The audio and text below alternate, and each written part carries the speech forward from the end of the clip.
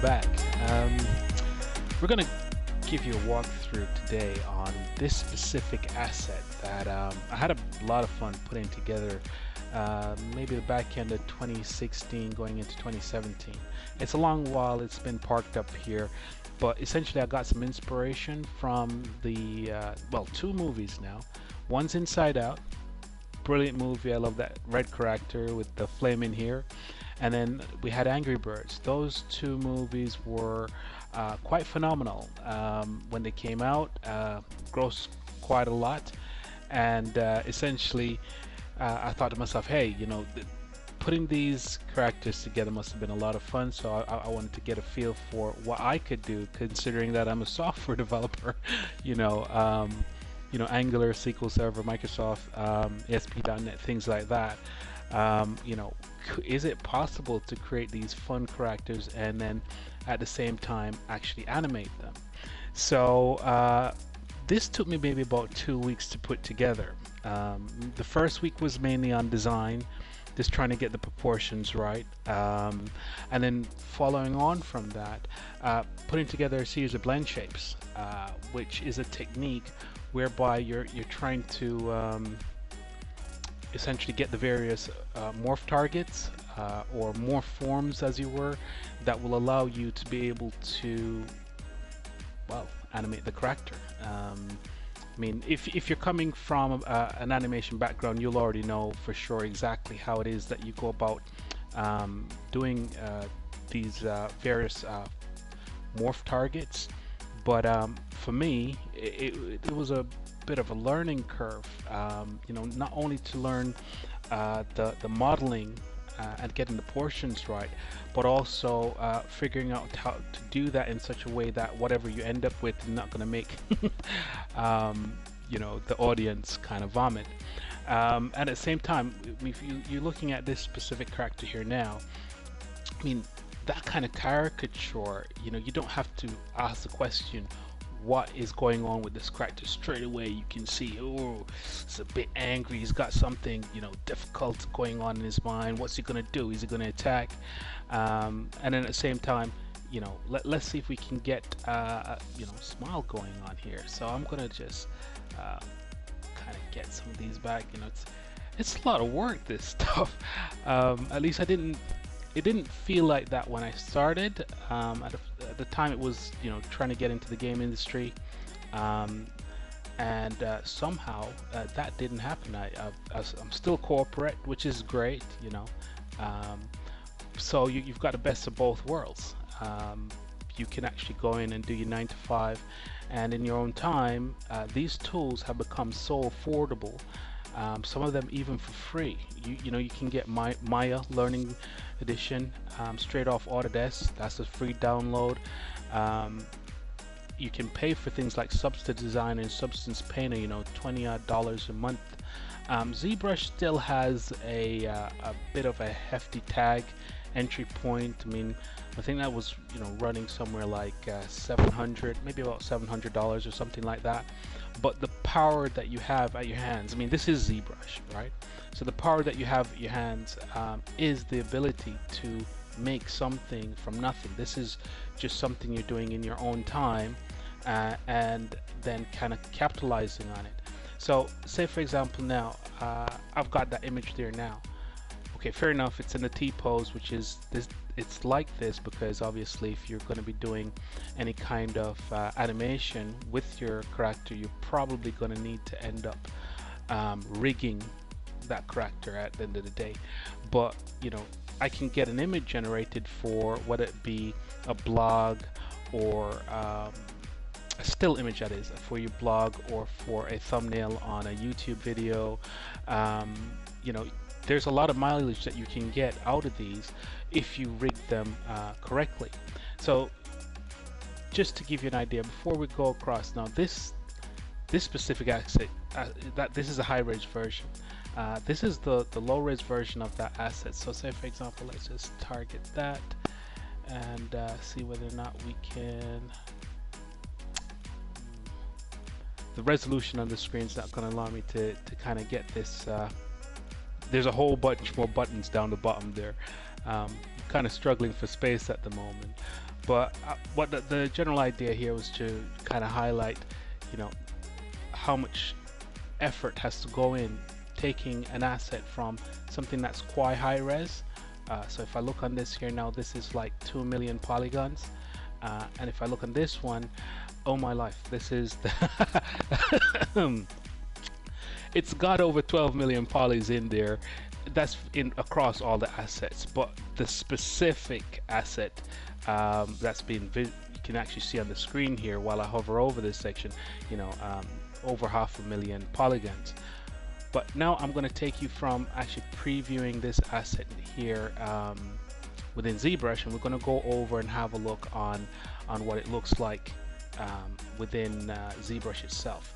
So let's just switch packages.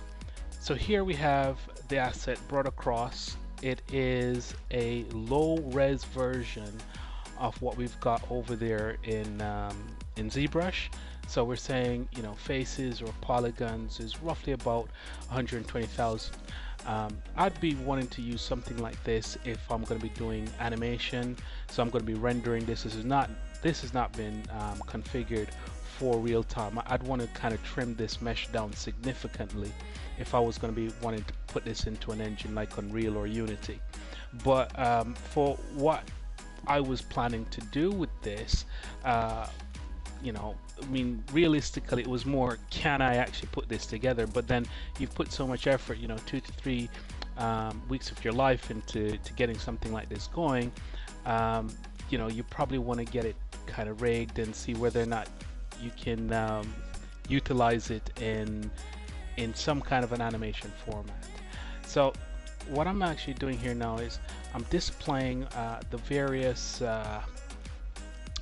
these are controllers that have been set up to be able to move the character within this package. This package is Autodesk Maya.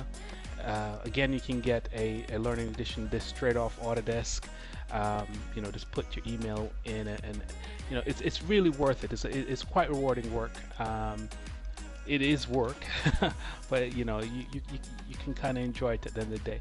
So notice the speed that, you know, we can get in terms of being able to make changes. So here it is, changing the face, getting rid of this smirk. I can go ahead, give him a frown. Yeah. If I want to open the mouth. You know, so again, a .NET developer who doesn't necessarily have experience of these tools, at least not commercially, being able to put something like this together, there's a strong technical aspect to it. I mean, just to create this character rig, I mean, I trained up in my own time over quite a few years to learn the required techniques in order to put something like this together.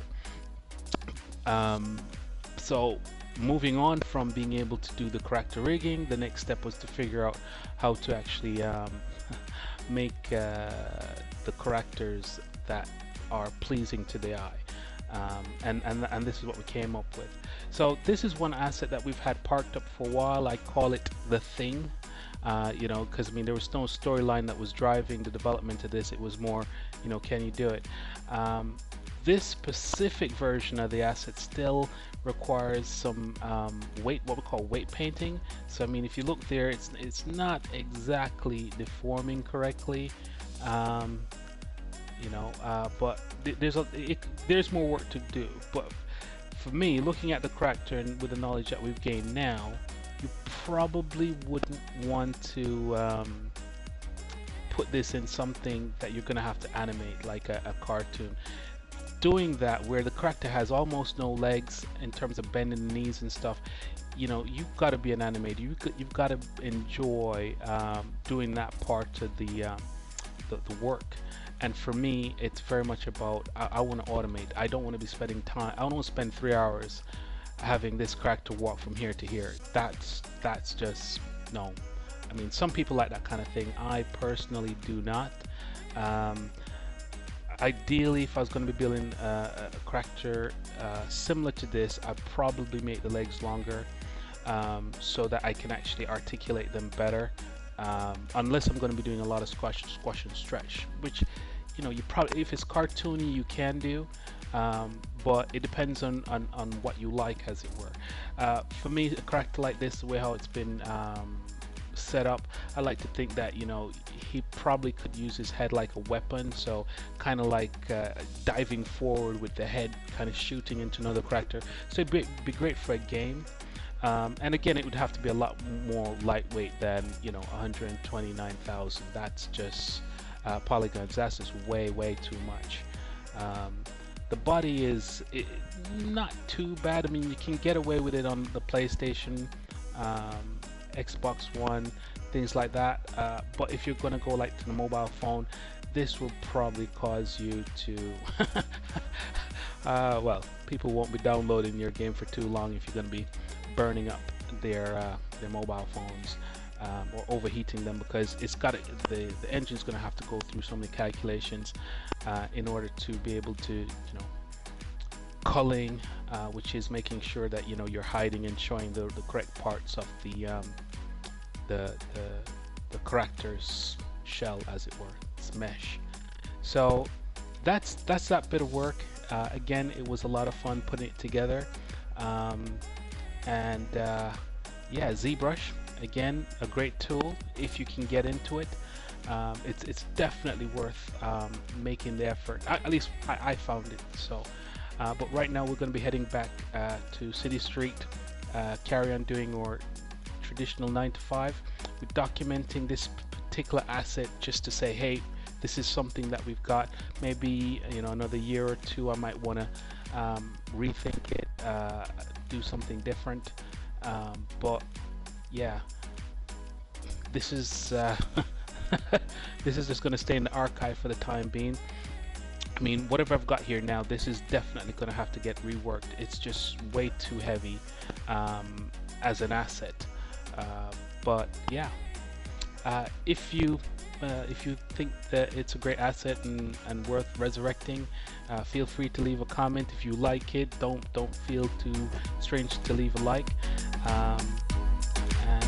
Yeah, that's it for now. Thanks for watching.